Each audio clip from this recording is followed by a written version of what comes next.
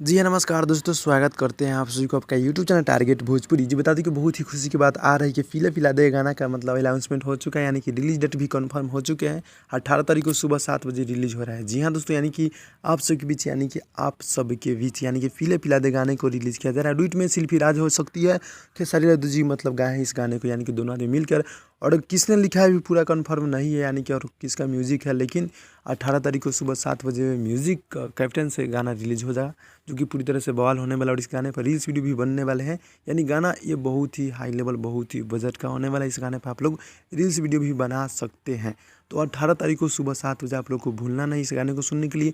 गाना पूरी तरह से ब्लास्ट बहुत ही हाई लेवल का होने वाला है, तो आप लोग तैयार हो जाइएगा। जी हाँ दोस्तों, और रील्स वीडियो बनाने के लिए भी आप लोग तैयार हो जाइए।